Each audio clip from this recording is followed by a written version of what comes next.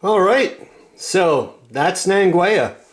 And excuse me, why in the world do I use the name Nangwaya, or where did it come from, and so on and so forth?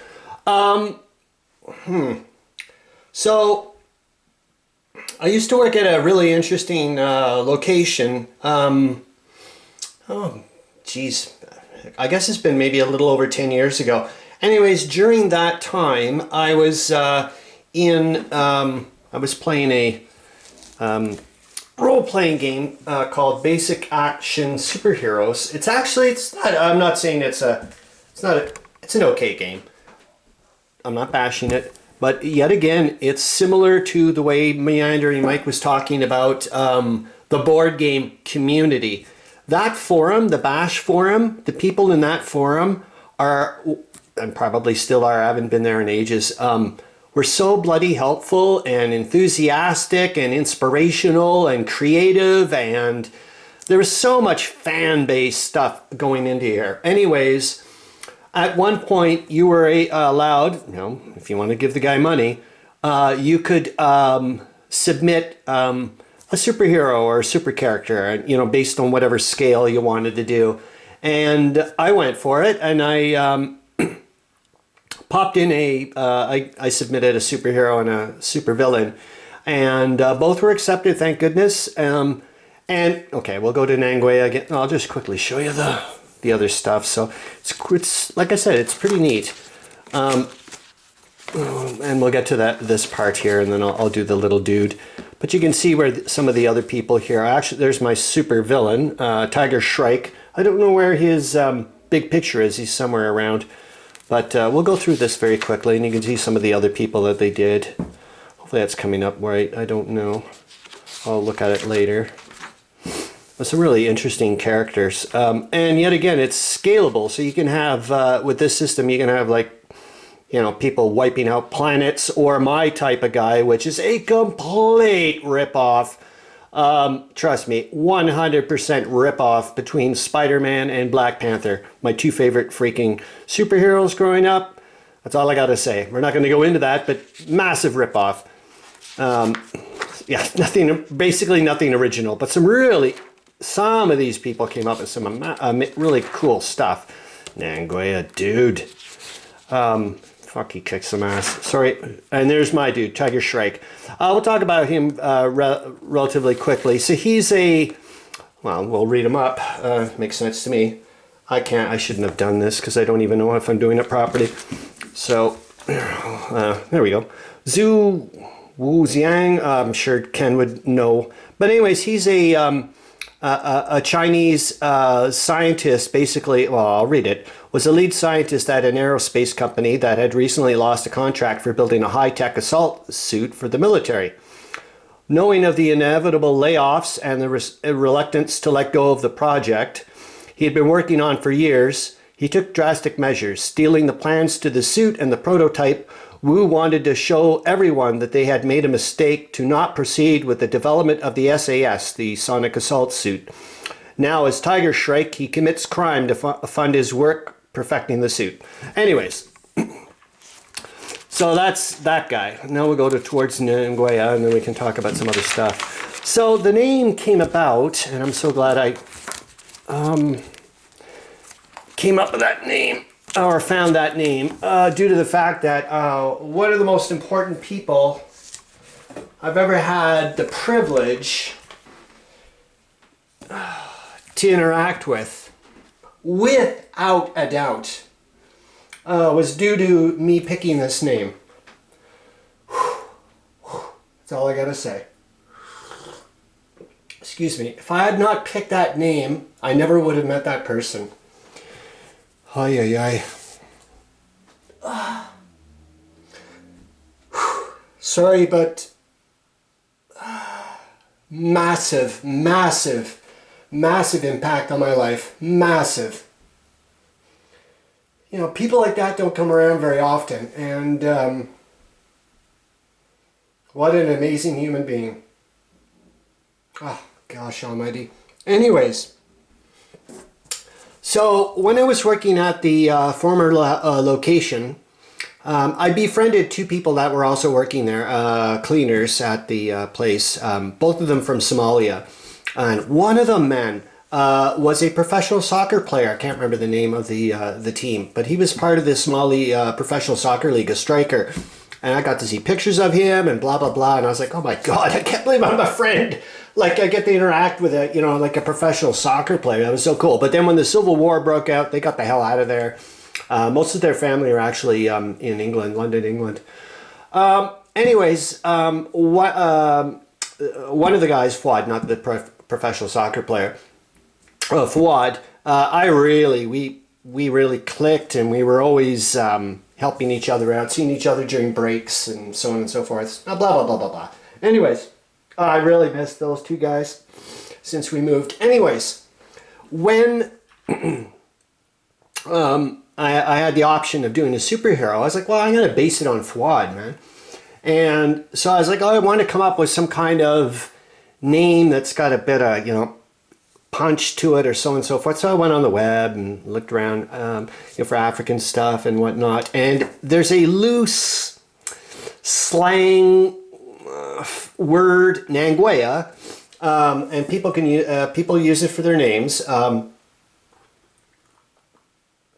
Excuse me. And it loosely means something like, don't mess with me. And I was like, that sounds like an awesome flippin' name for a superhero, man. Let's go with it. And I went with it. So here we go. And I've been using Nangwaya ever since, as my handle name when I go on like gaming forums and so on and so forth and blah, blah, blah. And it's just been a nice little empowering whatever. Anyways, yeah, so I loosely based, oh my gosh. And so, like I said, he's very Spider-Man-ish, that level of whatever. And like I said, total ripoff. I found a map from the 1940s, a U.S. military map of Tripoli. It's somewhere around. And I blew it up. Oh my God, you should see. It is perfect for doing like an urban RPG setting. Like they have like just, it's not like perfect. It's like hand-drawn little buildings all over. Oh, it just looks so beautiful. These Italian street names, and oh, it's just awesome.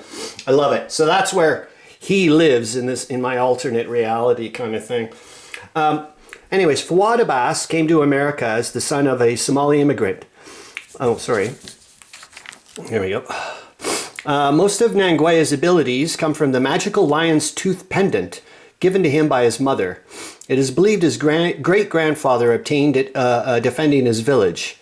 Though he once worked as a circus acrobat, stuntman, and MMA fighter, he bowed out when no longer allowed to wear the necklace. When his mother was mugged by a Somali youth gang, Nangwaya found his calling. He now works as a private fitness trainer by day and patrols the streets at night, trying to fight organized crime in his adopted hometown and prevent youth from entering gangs.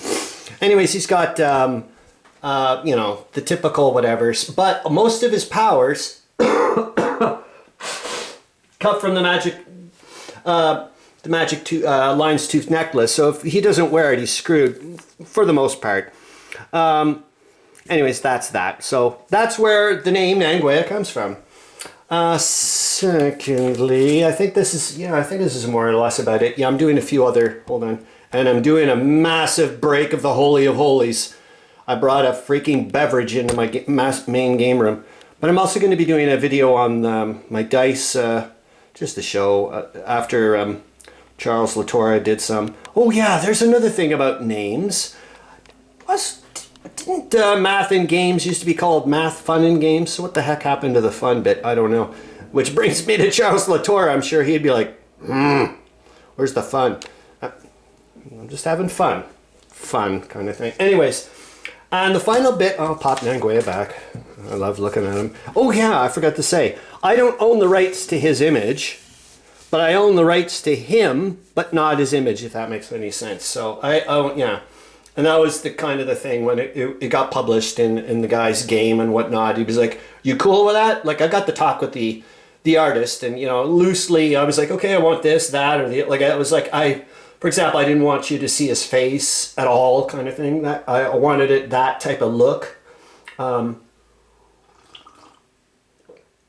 Whatever. I'm not. He's good, man. I like him. I love the little bugger.